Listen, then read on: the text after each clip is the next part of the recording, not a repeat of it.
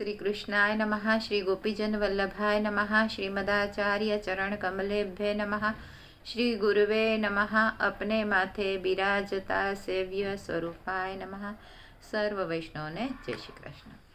गत विडियो में आपणे जे दान लीलानुं वांचन करता हता एनो ज आगळनो भाव आपणे आजे आगळ जोईए।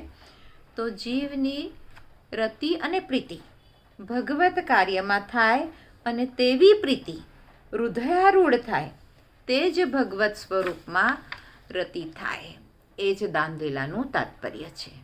एटले के टूंक में कहीए तो प्रभुना चरणारविंदमां रति थाय ते ज प्रभुनी लीलानुं तात्पर्य।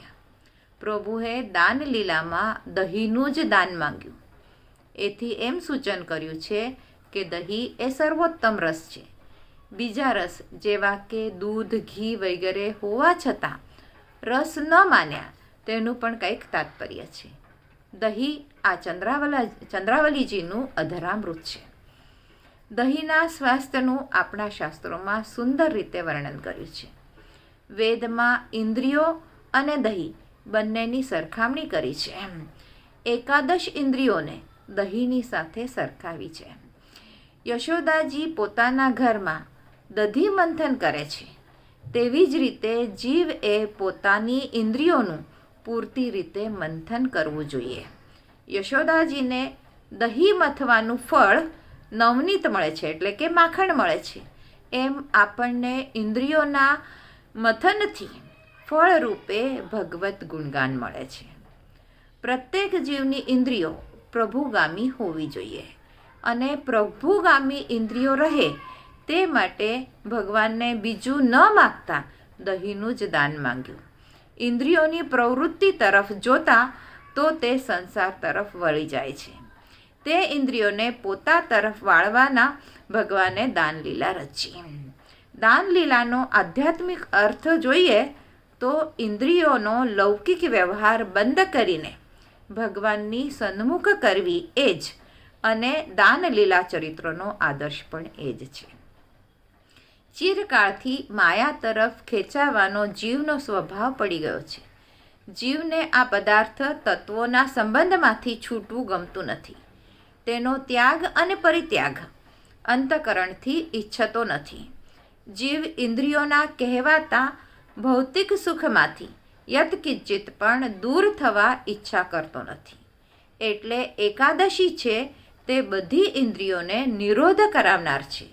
એટલે ગોપીજનોના મન વાણી ઇન્દ્રિયો ભગવત પરાયણ કરવા આજે દાન લીધા છે।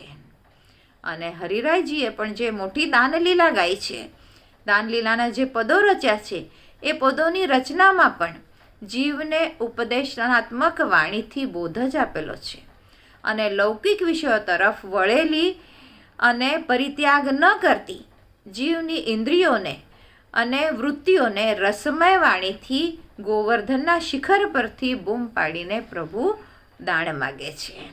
આવું બધું આ હરિરાયજીની બડી દાનલીલા જે છે એની અંદર આ બધો જ ભાવ વર્ણિત કરવામાં આવે છે।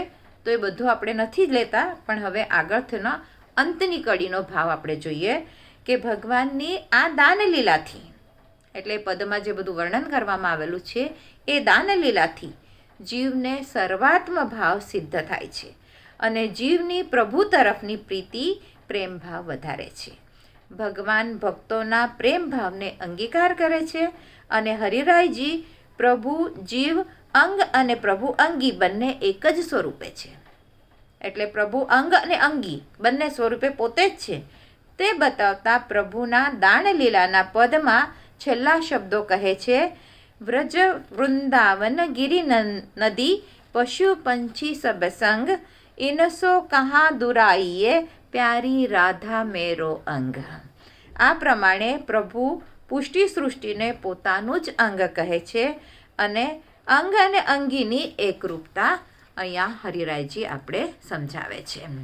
आ प्रमाणे न्यून अने मध्यम अधिकारीओनो भौतिक अने आध्यात्मिक रीते दानलीला समझावी, જ્યારે ઉચ્ચ અધિકારીઓ આધિદૈવિક રસાત્મક દૃષ્ટિથી આ લીલાના દર્શન કરે છે અને તેનો અર્થ પણ જુદો જ કરે છે।